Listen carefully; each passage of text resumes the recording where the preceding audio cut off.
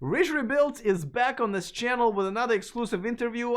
It's been a while since he was on this channel. I think it's almost a year, and a lot has changed since then. He was already a pretty big YouTuber back then, but now Rich Rebuilt's channel is, I don't even know how many subscribers he's got, a lot, and he's been featured on HBO, and I mean, he is a big deal. He's starting his own shop. Actually, it's already there. That's something that we also talk about. And now, the way I met him, actually, we've never met in person. This is the first time. Now, I was in Vegas doing some of the, filming for the Byton's M-Byte testing, thermal testing, and there's a video on my channel about that.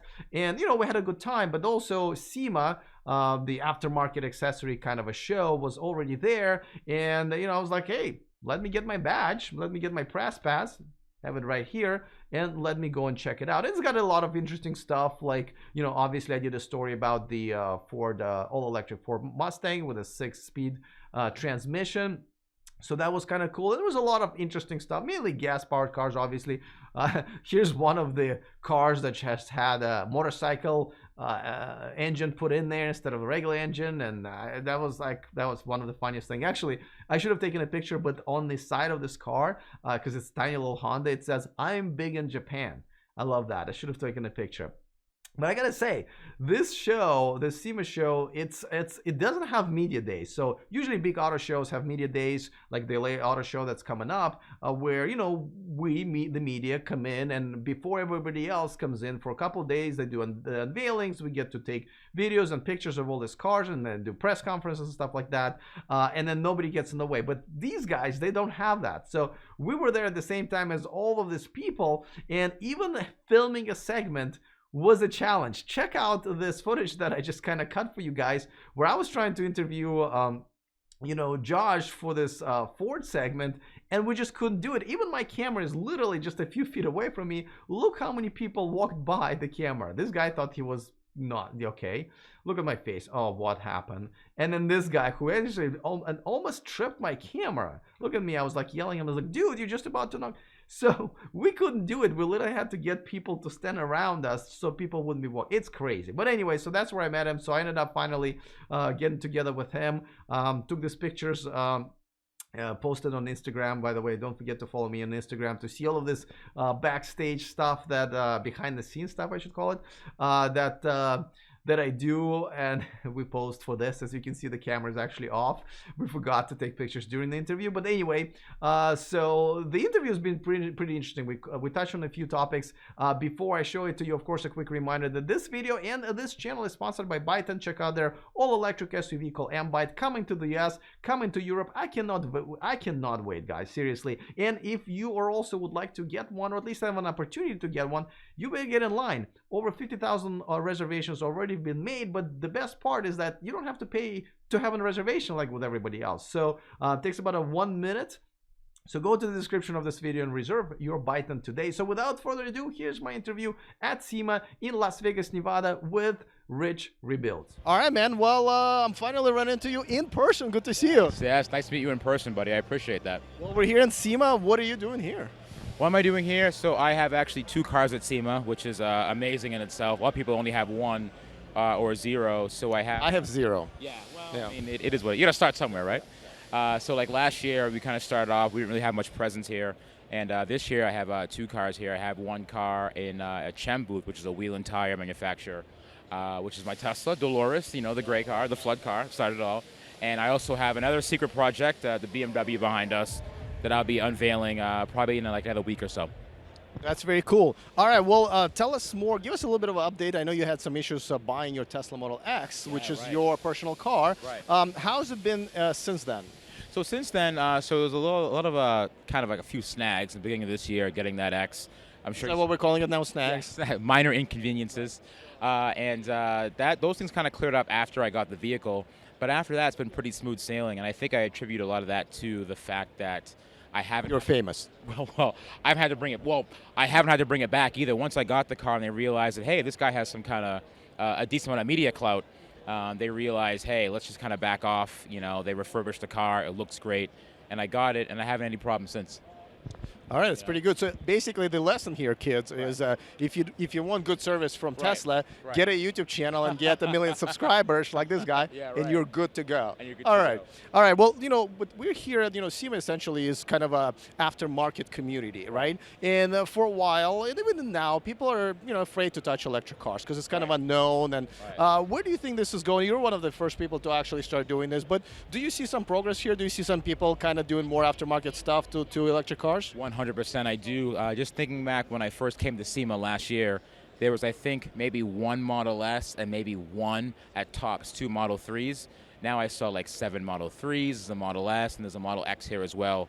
And all of them are customized, fully tricked out, lowered wheels, tires, almost like your typical tuner car now. I think in the next coming years, it's going to get even bigger and bigger. I see SEMA being a pretty hotbed for EVs coming up. And like we said, we saw the electric Mustang. That's here. What do you think about that, by the way? I think it's awesome, man. Awesome. 6-speed, 900 horsepower, 1,000 pound-feet of torque. I mean, they're probably not going to make it, but I think it's a cool concept of things that could come eventually. I just talked to them. They did say that they're not going to make it, but it's a cool project. Yeah, absolutely. I mean, if they're selling it, I'd happily buy one. They're probably not, but I think it's awesome what they're doing. It's cool. So what kind of things that you think can be customized better in electric cars that you just can't do to ICE cars? Well, that's the thing, is that I think in order for a broader sense of acceptance from aftermarket people, I think the ability to modify the cars beyond suspension, wheels, and tires would be great. Adding battery range and capacity, making the cars faster. A lot of the things that brought ICE cars to market for more popularity, tuning the engines, making them faster, people want to see that as well. If you have a Model 3 and you're kind of, bored, I say, with the power, it'd be awesome if you could have a little tweak here and there, make it a little bit quicker, get 15, 20% more horsepower without waiting on Tesla to say, hey, look, we're going to release the software update. You can have this now, kind of thing. Kind of doing it on your own. Now, besides Tesla, which other manufacturers are you looking forward to, producing electric cars, or the ones that are doing right now, that you can do a lot of cool stuff aftermarket? That's a good question. I think it'd be cool if some of the big 3 started doing more aftermarket stuff. Last year, Chevy bought their Copo Camaro here, their drift car. That was awesome. Ford has their electric Mustang this year. I think I'd want to see something from a larger auto manufacturer. Even the Porsche would be awesome. Seeing the Porsche Taycan do some really neat stuff, I'd love to see that for sure. All right, now I know once you got bored with YouTube with all of us, you actually started your own project. Tell us a little bit about that. Yeah, so the project that I started was Electrified Garage. That's one of my biggest projects yet. And, we're a third-party Tesla service center, effectively. A lot of the times people were kind of tired of waiting so long. No, I never heard of that. for service from Tesla. So, we have a small niche market. We're in the Northeast, and a lot of Tesla owners that want really quick things done, customizations, a lot of things that Tesla can do, we can do as well. So we started that. We're doing really well so far. I have 2 guys that work for the shop, Chad and Chris, and they're both former Tesla technicians. And so you kind of have to be approved or certified by Tesla, or you have no relation still with them? No, we have no relation still with them. Right now, Tesla only certifies body shops. And what we want to do is we want to move away from that because body shops tend to get kind of awkward. The people that typically go to get their car serviced may not need body work. So we want to be more of, I guess you could say, the quote-unquote Jiffy Lube of Tesla service. Like, instead of going in, you may not need paint work done. You may just need your MCU that's leaking to start to be fixed. So instead of waiting for a body shop to do that, you can just come to us. You can be in and out within a day. All right, so what's next for you? That's a very good question. I think grow the shop. I'd like to expand. Maybe a presence on the West Coast, for example, so I'll be hopefully near you. We need it. Yeah, I know. I've heard things.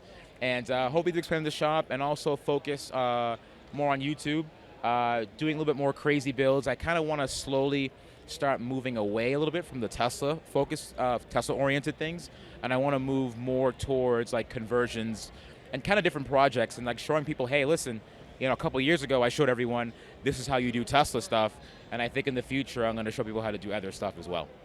That's pretty cool. Well, listen, thanks for hanging out with me in person. And today's very special for me. It's a 3-year anniversary of my channel starting. Awesome. From the first video. Yeah, I just watched that very first video. I posted it 3 years ago. Big difference, huh? It's Awkward, awful. isn't it? It is awful. Yeah. I'm not that much better now, but I'm a little bit better, so I'm looking forward to the next 3 years. That's but cool, man. That's all right, awesome. man. Well, hey, good to see you. Congratulations. That's good stuff. Well, that was fun.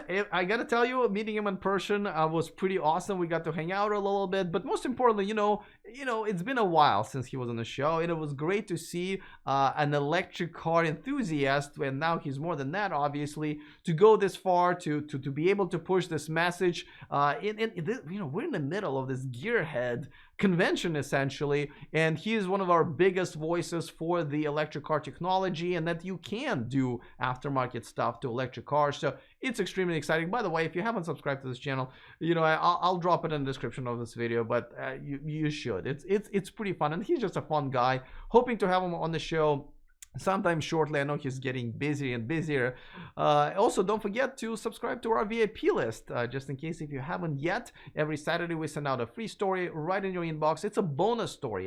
It's still a very cool electric car related story that we just didn't have time to cover on this channel or on our website. So the link is also in the description of this video. You can go to e4electric.com/VIP. All right, looking forward to all of the comments. Other than that, see you guys next time, and remember to stay charged.